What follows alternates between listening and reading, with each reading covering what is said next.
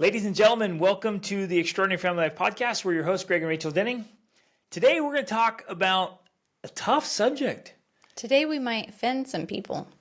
Well, we probably offend somebody every time we share a podcast. And we don't want to be insensitive because it's a challenging topic. Or intentionally offensive. Right. Like, I'm not saying we're trying to intentionally offend people, but what we're going to say might be offensive. And actually, just by the nature of the subject. We're going to encourage you to potentially be offensive. Not that we're out trying to offend people. That as we get into this, you'll realize in order for us to truly stand for something, it necessarily is abrasive to others. We wish it wouldn't be. I don't go around desiring to be abrasive, but if you remain quiet...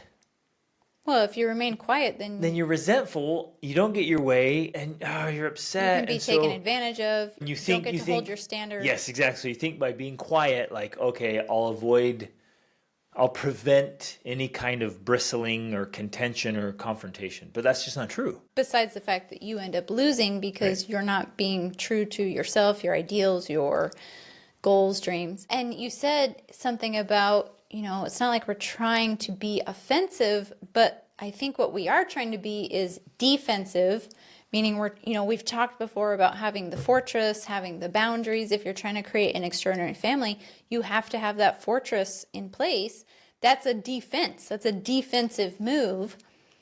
But unfortunately, as we move through the world with that fortress, it can become offensive to people because they're like, what is this? Why do you have this boundary here? What's wrong with you? Like, just let it be. Just let it go. Like, everything's good. Just relax a little bit. And if we decide to not relax because we're like, no, this is a standard I want to hold, then yeah, people can be offended by that. And what they're saying by relax is, hey, lower your standards to mine. Exactly. Right. Lower your standards. And it's especially true and painful when the people you're related to or surrounded by, have really low standards. And they don't want to be called out. They don't want to be held to your higher standard because that means a lot more effort and means they're failing. And so obviously they're like, hey, come down here. Stop trying to rise. Who do you think you are? You're better than us. We're not good enough. I mean, all the insecurities come up. And we're going to get into that today. But right out the gates, we all just have to settle that in our minds, that if we choose to have high standards and high values and hold boundaries, it's going to cause some... ruffled feathers. There's just going to be conflict. Not even necessarily conflict. There's going to be... Friction. Yep. There's no getting away from it. So if you think you can live a phenomenal life and avoid friction, nope, not going to happen. Right. And we thought we could. You and I did. We wanted to. We so desperately wanted to chase our dreams and just make everybody happy. Well, and so we received a question from someone, and maybe I'll read that first before I share a little bit about our own story, because I want to go back to that. I remember early on, we were in our 20s when we started pursuing what I now call our extraordinary life. And I remember some of that bristling and some of that butting heads with family members and friends. We were so excited about what we were learning and discovering. We're like, everybody should know this. You guys, hey, everybody, this is amazing. And the reaction was not what we expected. Was painful to the point of tears and frustration. Like, what is going on? Here we are so excited about potential and dreams and living in a better way. Obviously, sometimes some things are like, well, it's not necessarily better. It's just a preference. But some things truly are better. Right. And in those cases, you're like, hey, this is a better way. There's no way you can argue that. This is a better way to live. And it wasn't received well. Or at all. Right. In fact, there was a backlash. We're like, what's going on? How could people not be excited about this? Right. Yeah. Whoa. And that's kind of what the question refers to. Yes. Okay, so I'm going to get started. It's actually kind of 3 questions in one, but we're going to go through it and see how much we get to. Okay, first of all, how do you deal with family who either disagree with or are made uncomfortable by your lifestyle without feeling like you just need to leave them behind? That's question number 1. Okay. So good. Question number 2. How does Rachel ever feel that the reassurances from Greg aren't just him trying to make her feel better, while inside he's secretly resenting her for not being more doormatish? I kind of like that. Let's do that one first. Let me read the third one. How far should you go to protect your kids from bad habits encouraged by extended family members? That goes with question number 1. Yeah. I've heard you talk about how you can't and you shouldn't keep your kids safe from every outside influence, but what about your family? I feel like kids take what grandparents and cousins say more seriously than what neighbors or friends say. That can be true sometimes. Yeah. Good. These are such important questions and very relevant and very real for most people. Exactly. Especially anyone who's Well, trying to pursue a different path. Yes, definitely that. Anyone who is trying to live in an extraordinary way, you are going to at some point encounter all of these questions, and I know that we have. Okay, so you want to start with number 2 first. Yeah. So basically, from what I gather here, and this is relevant to a lot of people, it's like, hey, we want to hold a high standard. We want to do things. We have my family, my extended family. We have your extended family. So my in-laws and your in-laws. And then all the people we associate with. So friends, community, neighbors, whatever. And I think what she's asking there is like, hey, how do I know that? How do you know, Rachel, that I'm actually supporting you and I'm saying what I mean, not just saying it? I'm just saying, yes, dear. And I'm resentful. Whatever you say, dear. And I hope, man, that no man ever wishes his wife would be more doormatish. Well, you hope in vain, because there are plenty of men out there who definitely want doormat wives. And I just can't understand that. And I would love to have a conversation with those men. Sincerely, I would love to. It's like, hey, wait a minute. Okay, you want your wife to just be a yes wife. So she just says, yes, dear, to whatever you say, and it's your way, and you're Mr. Macho Tough Guy, and you call the shots around here, and she just says, yes, dear. And you're like, yeah. Like, I'm the man. You get an empty shell of a wife, a resentful wife, a wife that's not open and developed and cultivated and blossoming. You get this wife that just is outwardly submissive, inwardly pissed and resentful. Mm-hmm. Like you're not getting a real woman in your marriage. And so you just have this roommate. So you're just sabotaging your own marriage and your own success, and no wonder you don't get sex very often. And if you do, it's like submission sex or duty sex. It doesn't. In fact, I saw something the other day, total tangent. It's like this lady she's like, hey, this is an honest question. She's like, is a woman's sex drive directly connected to how she's treated? We might even do a podcast about that. That'd be a great podcast episode. Okay, anyway, so from me, I decided years and years and years ago, because the way I grew up, there was a lot of insincere people around me. They would say one thing, do another. The doorbell would ring, and they're like, hey, yeah, oh, so good to see you. The door would close. I'm like, what? As a little kid, I'm like, that's so bogus. You were just screaming at me and beating me with a spatula, and now you're like acting. The door opens, and you're like the happiest person on earth. Like, that's so incongruent and so fake and phony. So I had just a disdain for that incongruence. And so for me personally, if I say it, I mean it.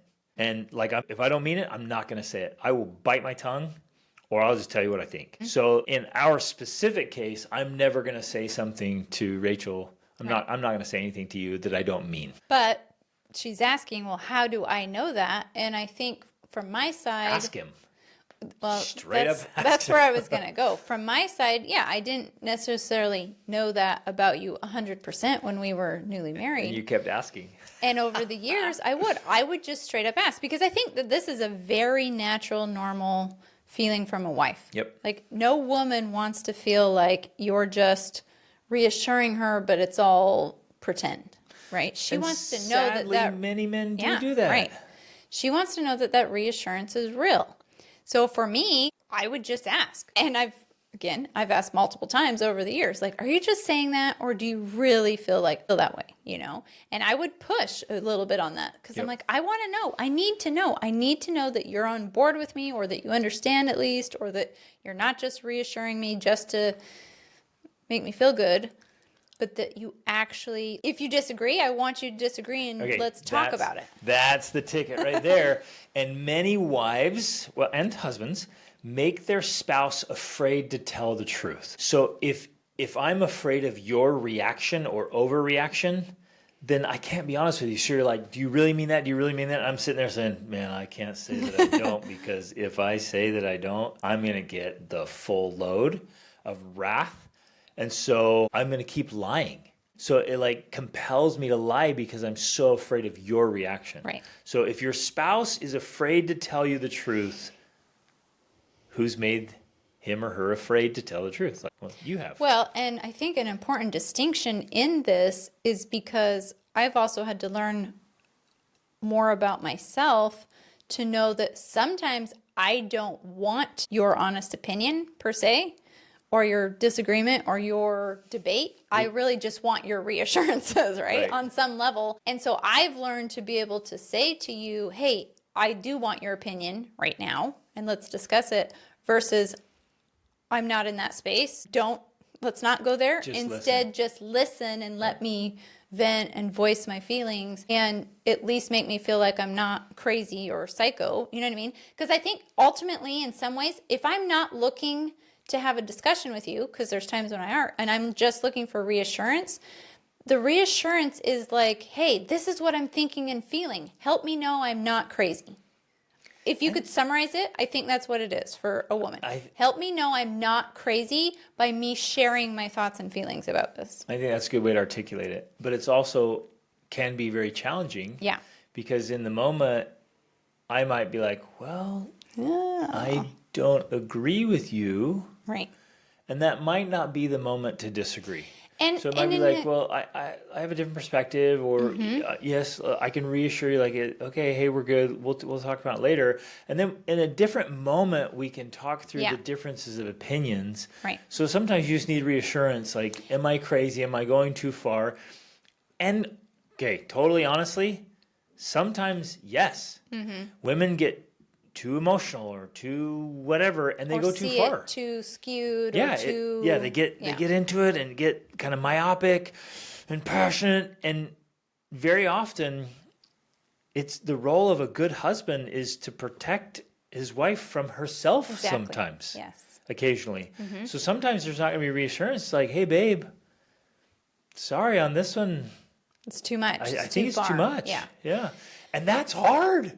Definitely. And a wife has to be open to that happening occasionally, where he's like, no, sorry, babe, on this one, I'm not with you. And that's going to be uncomfortable and difficult. And I think that it works best in those situations when we understand each other enough that, because it's one thing, like, and you could totally say to me, I disagree with you, but I also don't think you're crazy. I can understand why you have that viewpoint. That's a reassurance. But if you do that, then at the times when you say something like, no, that's too far, it's too much, then I can take you seriously and not be too hurt by it, because I know that you're going to, like you said, rare, you're protecting and I mean it. me. Yeah, exactly. You are there to protect me. You are there to be this sounding board, this mirror, so I can see, okay, help me understand myself here. Have I gone too far? Is it too much? Am I going crazy? Or is this sane? Like it's very helpful to have that. And so when you have those honest opinions and can reassure me even if you disagree, versus actually telling me when it's too much, then that is so beneficial. I mean, that is one of the major benefits of having a marriage relationship, because you have that person there to help you in your own development without, because there is definitely, we see it all the time. And I think this is what happens often with couples that get divorced. And the most, one of the things you see in your coaching too often, unfortunately, is that when a man and woman don't have that type of relationship, the woman, in trying to seek that out and that reassurance, that the support, that care, she pretty much does start going crazy. Like, one of the most common things you see is women who go manipulative, narcissistic, neurotic. I mean, they literally almost go crazy. And I think that comes from not having this sort of stable relationship where it's a checks and balances, where you're going to reassure me, when I'm within proper bounds. But when I get out of those bounds, you're going to let me know. And I'm not going to take it so personally that I just think, you're just a horrible person. I hate you. You don't even care. Like, that balance is so powerful for maintaining that, not only the stability of the relationship, but the stability of the individual in that relationship. Because I really do believe it's this. The woman's like the ocean. Yeah. And there's so much emotion there, and the waves and the winds and the storms. And so you're right, we have to have this safe, gentle but strong boundary where you feel that, hey, there's some certainty here, there's some security, I can count on this. Exactly. And it has to be done tactfully. It's going to keep me within the bounds that keep me healthy, keep our relationship healthy, keep the family healthy, etc. I love it. I do see it sometimes when the driven, ambitious wives are chasing dreams and going after it, and they're go-getters, and their husbands are afraid and timid and small-minded, and they're just back there like, no, stop.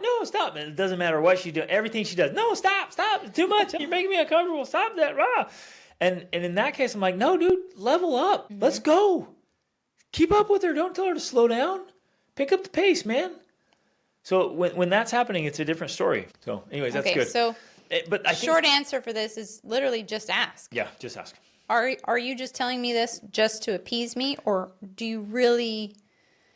are you really truly reassuring me? And whether or not you agree or not, is this a real reassurance or just a... The foundation under that question means you guys could be able to have an honest dialogue and really talk things out. Be like, hey, let's be honest, let's be sincere. You got to be able to tell me if you really mean that or if you don't. And if you don't, let's talk through it. Right. And I think especially in the context of all of these questions that, you need to be able, and this is one of the hardest parts, I think, about getting into an intimate relationship with someone, and I don't know how else to word this without it sounding wrong, but you have to be able to talk about your family. Yep. You have to be able to talk about your parents. Honestly. And your siblings. Just talk about your without extended family. One of you getting offended, like, how dare you could say that about my mom, and it's not meant to be offensive or rude, but you do need to have open conversations. Like, I noticed your mom does this and you do too. And I don't think that that's something we want to pass to our children. Yes. Like, you have to be able to have those conversations. So, okay, this sounds so crazy, but you're 100% right. You have to be able to talk about your family, about your extended family members. So Rachel and I have to be able to talk about the family I grew up in. And we have to be able to talk about the family she grew up in, because only through having conversation and dialogue, kind of disconnected, disinterested, and detached is the word. So in a detached way, that's the only way we're going to get to a clear understanding of how we're going to raise our immediate family, our children, in a good, healthy way. Because if you're too attached, or I'm too attached, or we're blinded, because how dare you suggest that my family isn't perfect, right? Or if it has flaws, how dare you? Yes. And it's like, look, just because it's my mom and my dad and my siblings doesn't mean that what they did and what they're doing is right or best. And I have to be able to detach from that. I have to look at them and be like, look, I love you. I'm grateful that you raised me. You are my family, but I'm taking this other path because I think it's better. Well, and yes, and at some point you may need to have that conversation with your extended family, but you have to first be able to have that conversation with your spouse. Yes. And get clear. Get that really clarity. clear. Yeah, because you also don't want to go around saying that kind of stuff to people unless it's about the things that you're really certain about. Like, no, we are going to take this path. I've thought about it long and hard. I've analyzed it. Like, I know this is the correct path for us, and that's going to ruffle some feathers here, but I have certainty about it, because I think that's where the power comes. And as we get into this, I think that's where the real power comes. You have to have certainty. You have to know that this is what you want for your family, and this is what you're going to do. Yep. And be able to back it up with knowledge and results. Now, Well, results the results come come along later the way. because, let's dive into our story a little bit but jump ahead. For us, we started pursuing a different path. And like we hinted at, we got kicked back despite the fact that we were all excited about it. And we're like, oh my, to us, it was a revelation. So we like, started reading. Specifically, it's like home birth, home education, pursuing wealth, eating healthy food, like, yeah, reading like crazy, living, and then eventually living very unconventionally, traveling the world with our family, becoming location independent, Yeah. like, a lot of things. But it started with these ideas that I felt to us were revelations. We kind of felt like, oh my gosh, this is new information in the world. Not that nobody, but like our family had never talked about it. We didn't know anything about it. And so it felt like a revelation. And so we kind of took this approach of like, we're spreading the good news here. Like, wow, look at what we discovered, guys. Aren't you going to be so excited to hear this? And for many of them, they weren't that excited. And in fact, it made them very uncomfortable. It made them angry. Defensive. Yeah. But then fast forward, now here we are. I mean, we'll be married 24 years this year. We've been traveling full time for 18 years, right? Our oldest children are now 22, 20, 19, and 18. So we now have the results. Like, we have the results. Our children are amazing, thoughtful, intelligent, like competent. They have all of these positive benefits. And so when people look at us now, they're like, oh, okay.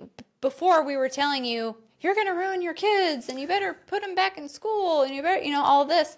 And now they're like, oh, actually, your kids turned out pretty good. So, okay, you have the results. So that part is kind of harder to do because you're not going to see the results for many until years. Later. Well, unless you can start getting them yourself with, like, for example, health and fitness, or money. Right, and eating certain things. Yeah.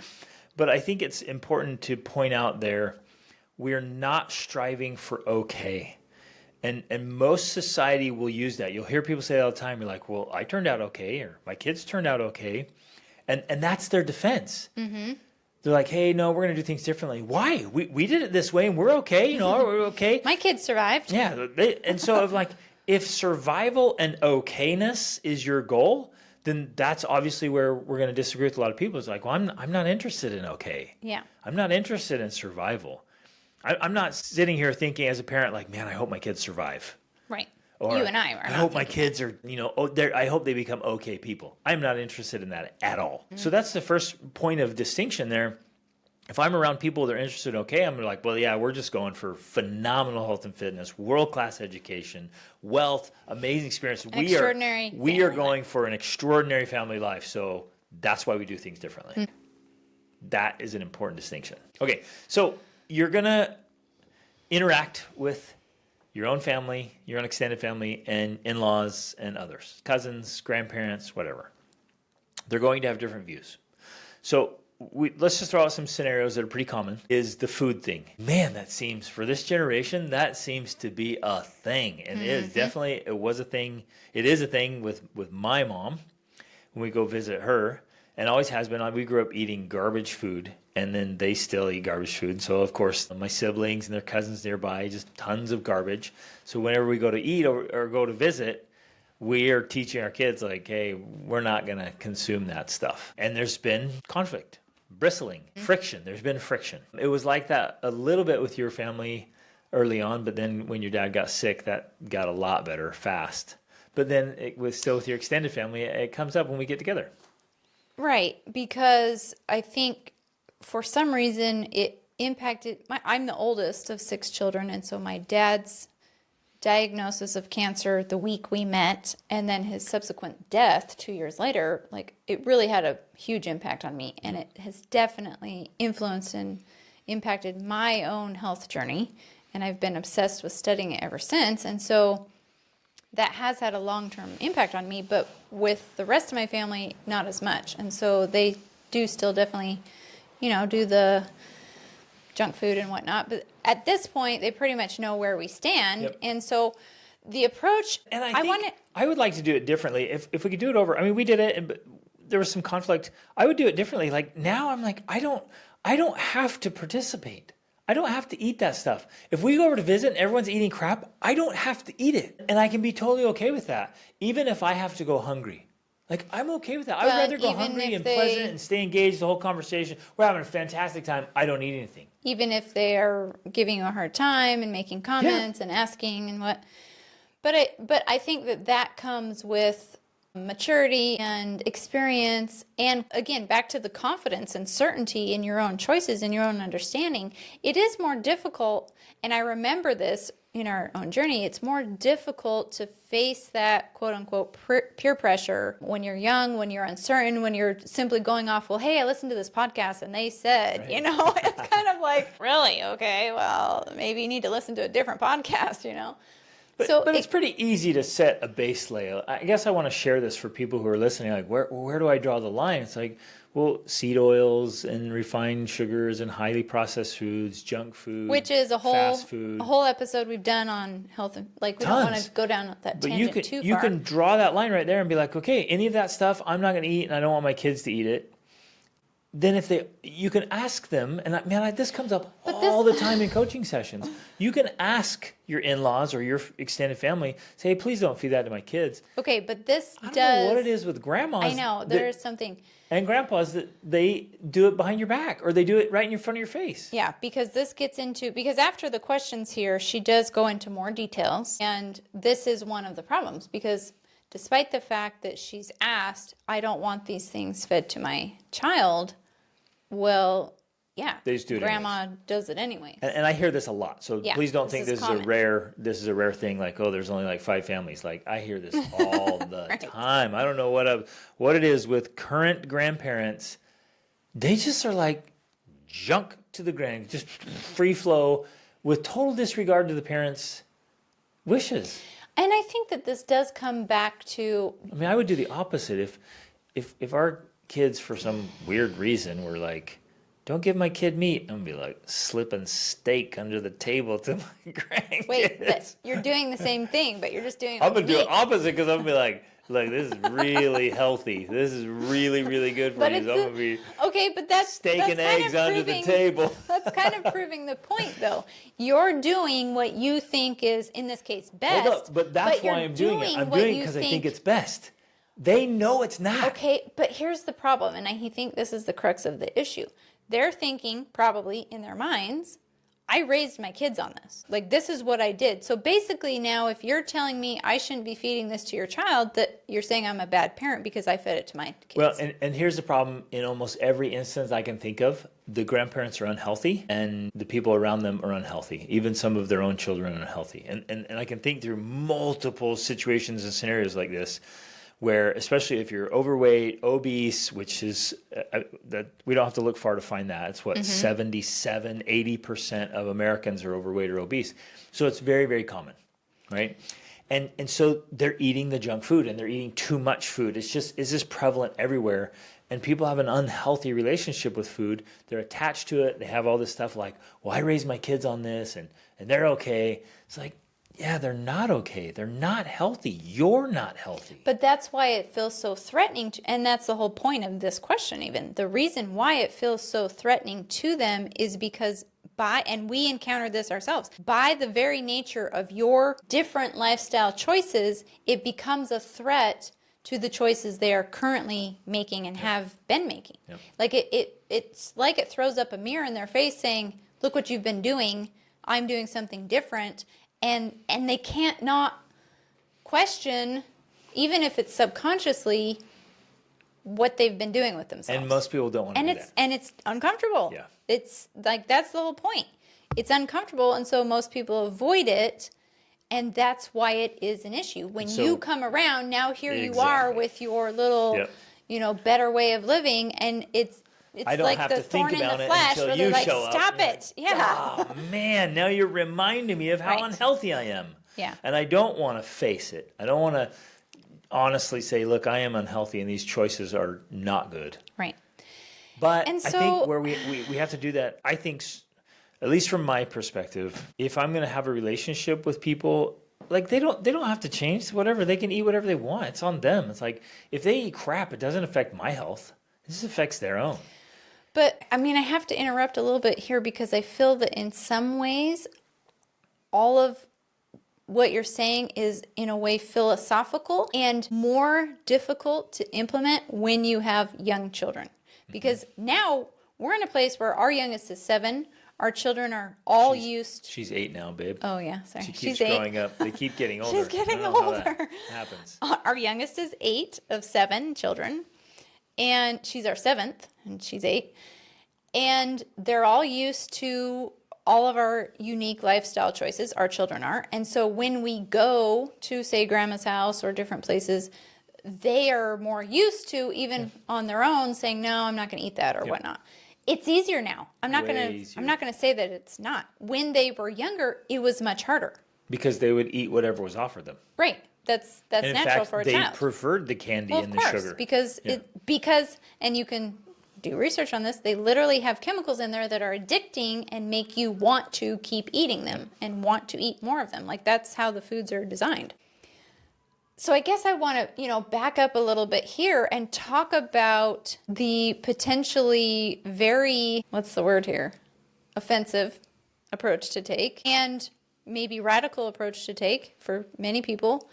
And that is to just separate yourself from them.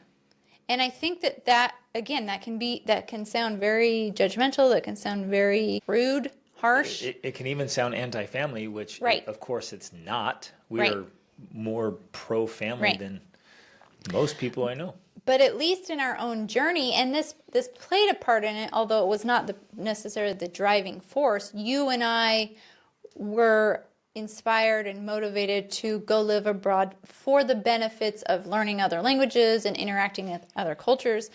And so that was our driving force. But so it created a physical separation that allowed us to really fortify our personal family culture. Right. That's what I was going to say. One of the side benefits of pursuing that lifestyle is that we created our own family fortress that was primarily just our own family culture that we got to create. Like, you and I were the creators of this family culture. Now, I know, there's people on Instagram that would say, well, that's basically like a cult and that's dangerous because you could abuse. Someone said homeschooling is just an excuse to abuse your children without anyone watching, Like, that's what some people think some approach people is. do that. And there are some it's true. cultish homeschoolers, and there are some abusive homeschoolers. Right. There's definitely a danger wackos there, right? Yeah. And so you have to be of sound body and mind to undertake this kind of effort without causing real damage to your children, because family can also be checks and balances as well, right?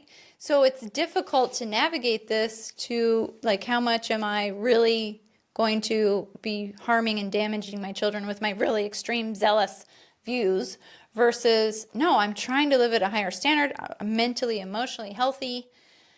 I just need to be able to have more direct control over my family fortress, my family environment, so that I can break some of these generational patterns. Like, okay, the easy example in this is abuse. If there was actual violence and physical or verbal abuse going on, that's an easy call for me. Like, yeah, leave.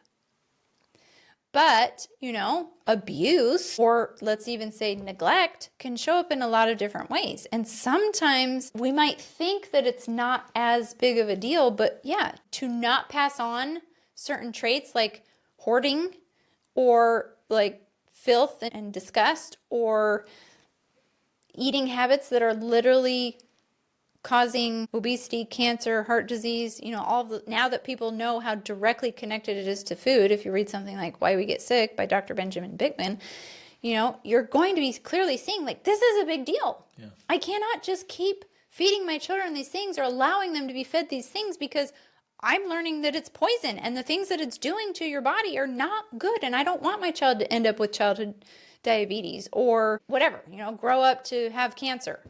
Well, or you're right, or to have a really unhealthy relationship with food, or to be, like you said, or a even hoarder, or just to be dirty and filthy, or to have a really bad mindset or attitude, or because those things can be passed on. I think as we assess, everyone in our lives needs to be assessed, and we can have It was Darren Hardy talked about, hey, you can Yeah, have, you that's can what I have, was going to say. okay, you can The have compound effect. 3-minute friends or associations. You can have 3-hour associations. You can have 3-day associations. You have 3 weeks.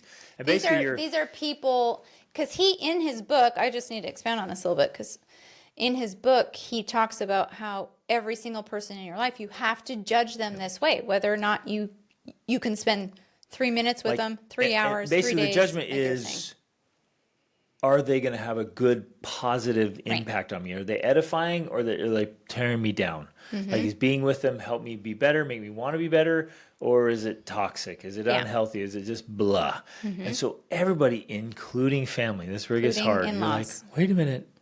I have to judge my own mother? Yes, you do. And your brother and your sister and your cousins and nephews and nieces, everybody, and be like, you know what? I love them, but they're not a good influence on me Yeah. or my kids. And so honestly, that one, 3 minutes, 30 minutes, maybe 3 hours max, and we are out. And so then you go over and you're like, look, we eat healthy every single day. We have great input. If we go over there for 3 hours and the little ones eat some crap and watch some things and see some stuff, then we can talk about it afterwards, because they're going to feel like garbage. And they're going to tell you that. Like, oh, I have a stomach ache. Yeah, that's what happens when you eat that crap. And like, oh, this, that, and oh, it's so dirty, or it's so this. You're like, yeah, those are unhealthy things. We don't do that in our family.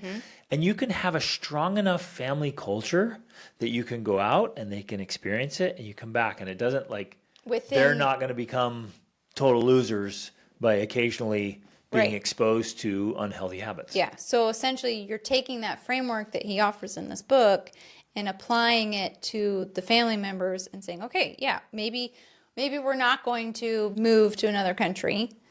We're going to continue to interact, but we're going to limit that interaction depending on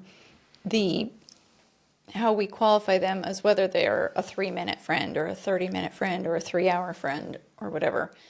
Let's say, for the sake of, I don't know, extended family, you agree that your in-laws And can this would be a conversation you'd have with your spouse, for sure. hopefully, but Yeah. what I was going to get to is sometimes the spouses are blinded because they grew up in that environment.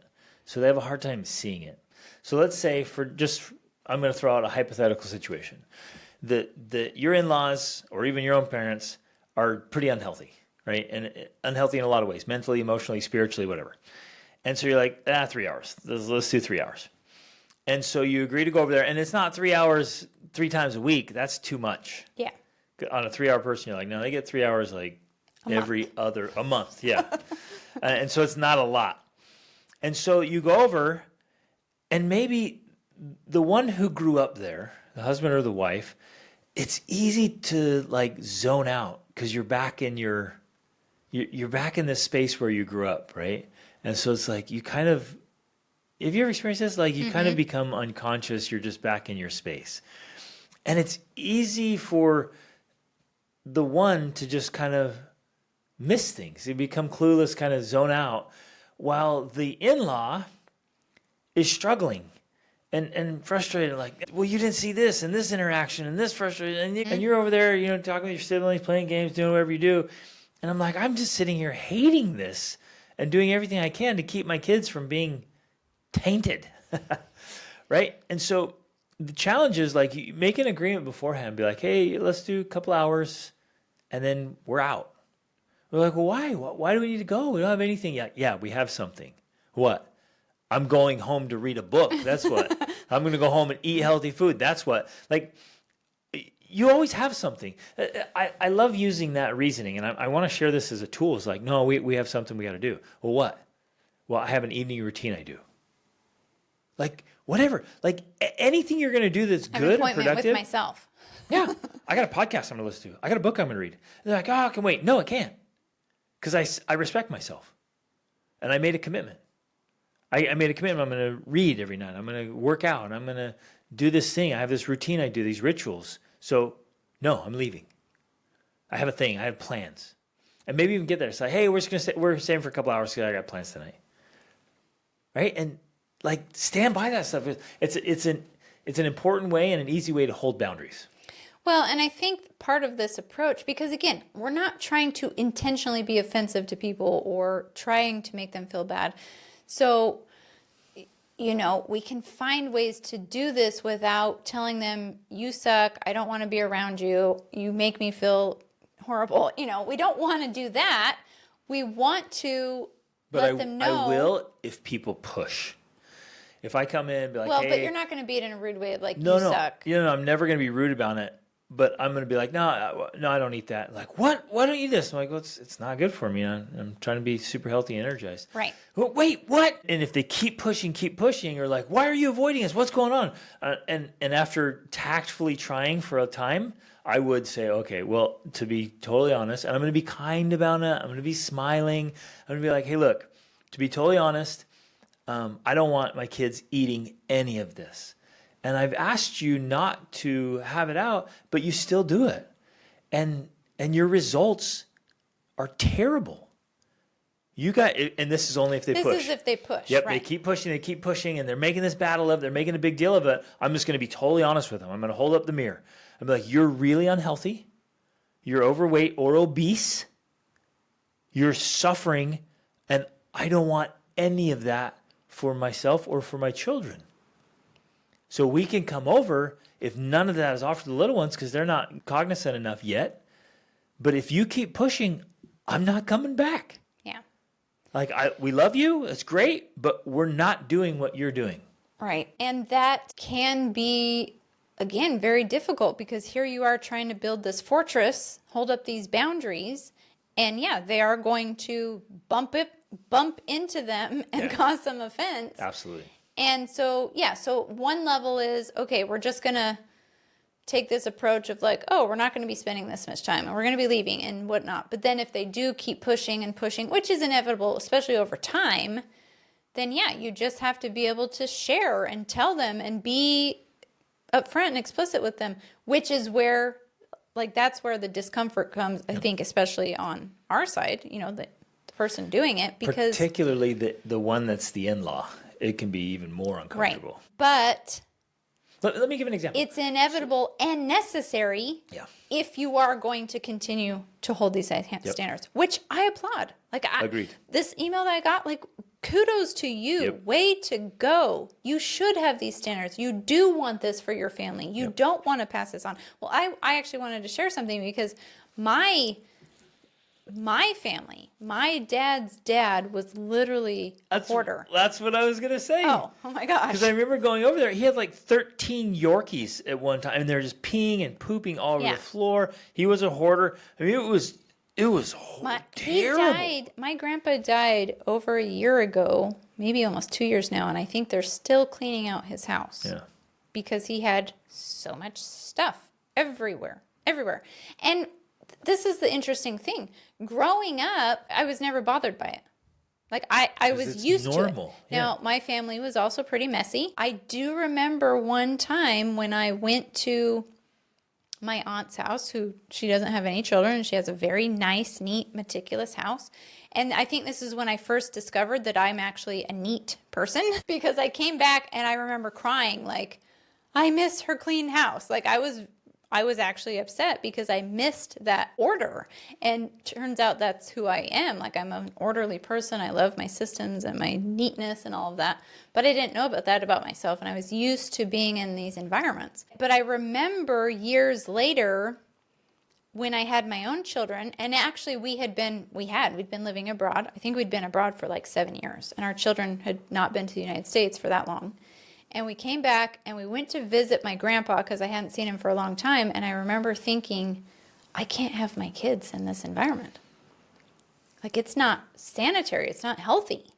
And that's when I really began to because I didn't know my grandpa was a hoarder. I just thought, oh, it's my grandpa. It's grandpa. It wasn't until even we watched the episodes from the series Hoarders with our own children that I realized my grandpa was a hoarder, And so I had this realization, but luckily for me, because we had separated ourselves, I didn't pass it. And because of our lifestyle, which included lots of traveling, which necessarily meant minimalism. We couldn't be hoarder. You can't be a hoarder when you're a nomad, right? A traveling nomad. Luckily, I had already broken those tendencies and temptations. Yeah, exactly. I'd already broken that. And so my children didn't have any of those tendencies. And I just felt this is good. Like, I love my grandpa and I love my dad and I love my family. But I am very grateful I did not inherit and pass on those tendencies. So we can have both. We can love our family. Even sometimes if we don't speak to them or get along with them, we may go through those periods of time. We can still love them. But sometimes we are going to have to hold up those boundaries and be like, no, sorry, I'm not doing it. I'm not continuing this because that is not what I want for my own family. And there can be a healthy, kind of happy space of creating some distance. Yeah, taking absolutely. some time and some distance away, even if you're physically or geographically close, you still maybe don't go over as much, and maybe you create some space and pull back. I guess for me, I realized like you're not obligated to associate with people just because you're related to them. And there feels like there's an obligation because there's an expectation. I get that. But the problem is, let's say your siblings, for example, make different choices, or your cousins or aunts and uncles, whatever. They start going down a different path, and you're like, well, I have to keep associating with them because I'm related. Like, no, you don't. Right. Like, if it was a friend that made those choices, you'd be like, we're not friends anymore.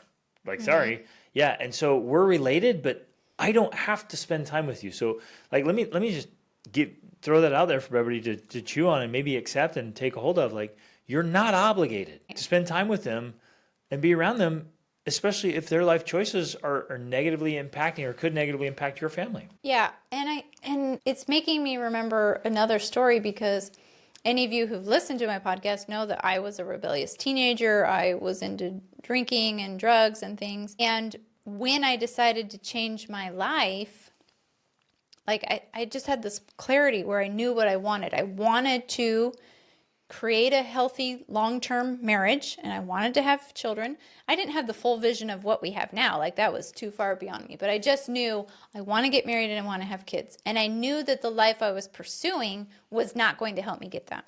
Because everywhere I looked around with my friends and the people I knew, none of that was happening. There were no happy relationships or marriages or anything.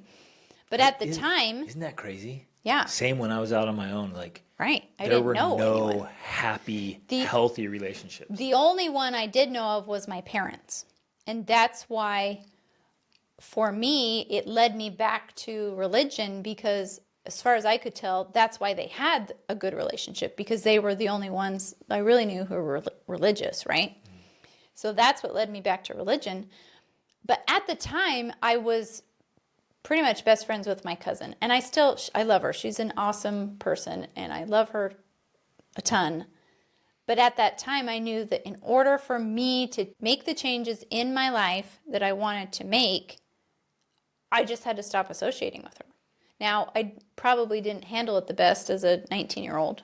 I basically just cut her off. I stopped talking to her. I stopped hanging out with her. I just didn't know what else to do. I just knew I cannot continue to hang out with her because I have to stop doing those things. Right. And sometimes it has to be a viable option for some people. Yeah. I get asked that question all the time, like, hey, how do I do this? Right. Like, sometimes you just have to walk away. And even though, I know it caused her a lot of pain and I know it hurt her and I feel bad for that. But for my own well-being and for the well-being of you and my children, which I didn't know at the time, but I had a vision in my head. I'm like, I have to stop this lifestyle. And it wasn't just her I cut off. I cut off anyone that I had been associating with that was contributing to those activities and behaviors, right? And so in some ways, that's an example. And it seems so harsh because, it could hypothetically be talking about your mother or your aunt or someone important and special to you that you love and care about. And I get that. But sometimes in life, we reach these points where we're just like, I have to take a different path. I have to make different decisions. And depending on your own mental, emotional, communication abilities, whatever, unfortunately, maybe sometimes it does just look like cutting them off because, as a 19-year-old, I didn't have any other skills to be able to have a conversation with my cousin about like, well, here's my vision and here's what I want. I didn't have that ability. I couldn't do that. What I could do was just, sorry, I can't hang out with you anymore. And it's interesting. As soon as you were saying that, it kind of clicked to me. It's like, it's actually in the New Testament. And Jesus told his disciples, like, if there's a person in your life that is bad for you, cut them off. He says that. It's right there. Cut it off. Father, brother, mother. He's like, and he specifically mentions immediate family members. Yeah. Like, if they're in your way of the very best version of yourself, cut them off.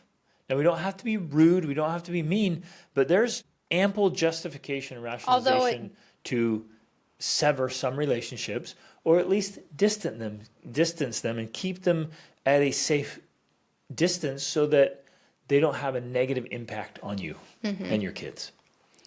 Yeah, I was just going to say, although to the person it's happening to, it does feel mean or rude. Right.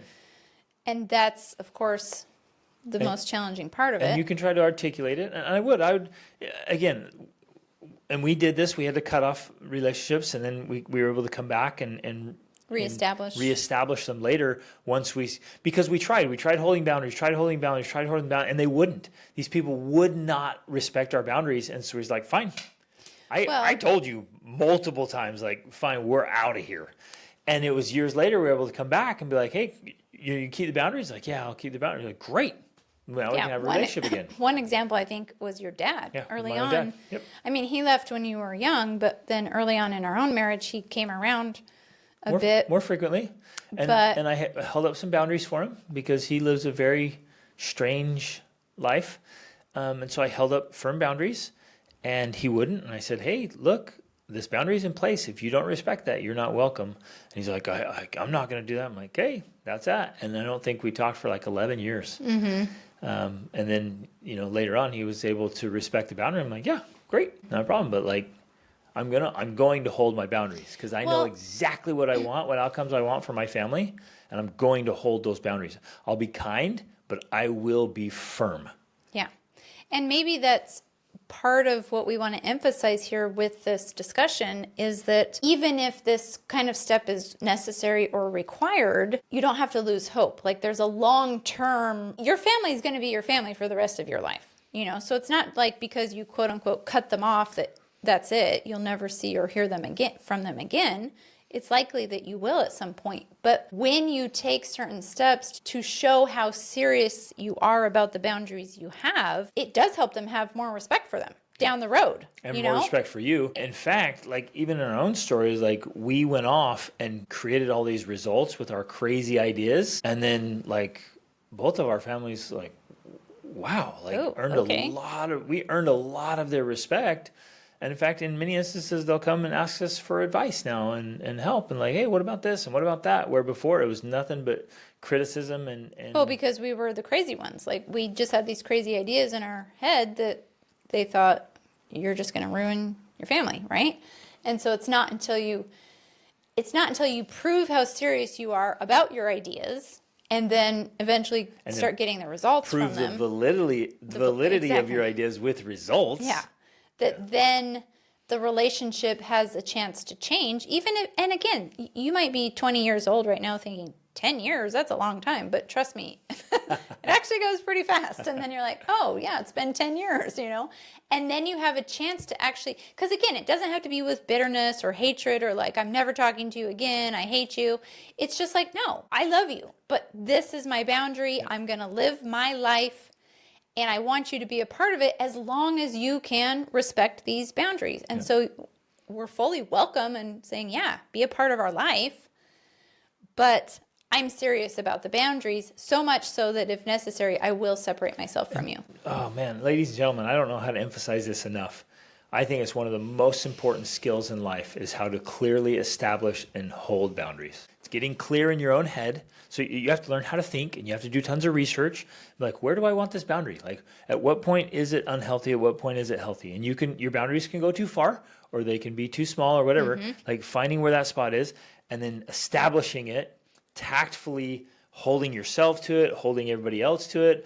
And then when they push against it, and they will, just keep it in place. Love you. Smile. I'm not angry. I'm not bitter. That boundary's there. Don't cross it. Okay, you crossed it. So there's a consequence. And usually it means like, we're out of here, right? Or you're not welcome back. Or we'll be spending less time with you. Or, And you let them know. You be like, hey, like, I tried, I asked. And again, without the fighting, we don't have to fight and get angry and bitter and insult and call names and have this huge battle. It doesn't have to be a battle. It can be honestly, just like we're having this conversation. It's like, hey, you guys know how strongly we feel about this, and you just did it again. So, yeah, we're not coming back for a while. Like, Yeah. that's just it. Because we believe in our conviction. So you have to be convicted. Mm-hmm. And I guess I want to emphasize for all of us listening, like the proof for all the great things we want is genuine happiness and health and success. If you are healthy and happy, and your kids are healthy and happy, and you're getting great results, the results speak for themselves. That's a great thing. If you're miserable and unhealthy and unpleasant and just struggling, well, you might want to reevaluate. Then your family can say, what's the point of doing all this extra stuff you're doing? It doesn't work. And You're not happy. You're right. You're miserable. It doesn't work. It's not working for you. What's the point? But if you're happy and healthy, and then you can see it like they're not happy and they're not healthy, and their ideas, their ideologies, their lack of standards, whatever, it's like, I don't want that. Mm-hmm. If you want it, great. That's on you. I don't want that. Okay, I think we covered a lot of these, although I want to talk a little bit about this third one. How far should you go to protect your kids from bad habits encouraged by family? We did talk about it. Yeah, we touched on that. But, because, again, like she says, I've heard you talk about you can't and shouldn't keep your kids safe from every outside influence,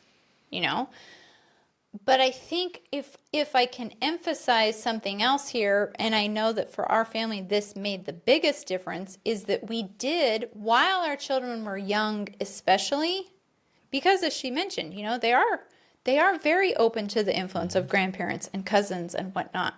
And so as much as possible, while they were young and developing their worldview, let's say, we did try to protect that as much as possible. Now for us, what that looked like is when we had 4 children, ages 4 and under, we loaded up in our vehicle and we drove to Costa Rica, and we lived in Costa Rica, and then we lived in the Dominican Republic, and then we lived in India, and then we lived in Alaska, and then we lived in Guatemala, all before our oldest daughter was 8, I guess 9 by the time we got to Guatemala. So they were in essence, and again, this can sound cultish or dangerous, they were in a bubble. Yes, the bubble was our family culture. But we were constantly exposed to friends and community and people in our church. The irony for us was laughable. Like some of the worst things our kids were exposed to were other kids at church. Yeah. They'd bring that like horrendous, terrible stuff. I'm like, this is not the kind of stuff our kids should be exposed to, especially at church. But kids bring whatever they learn at home. So they were exposed to all of that. But if I'm trying to articulate how this looked, while they were being exposed, the most important, the primary influence in their life was our family culture. Yep. And that's, I think, how it defined by mostly us. Yep. Now, that only works because you and I were very, very intentional about studying, researching, reading.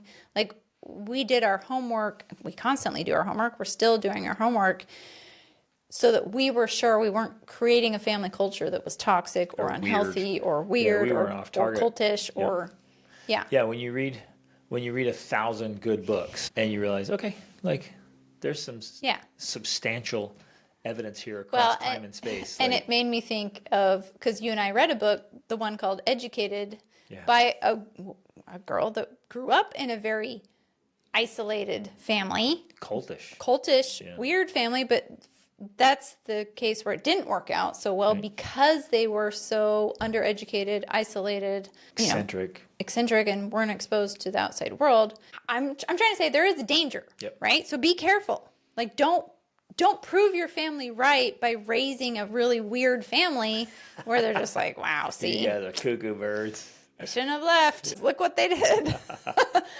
Don't do that. Then you're just proving all these people right. We want you to do it in the healthy way so that you create the positive results and you create something that people look at and say, wow, okay, that worked. Again, results. Results don't lie. I guess the encouragement, the invitation is be very firm.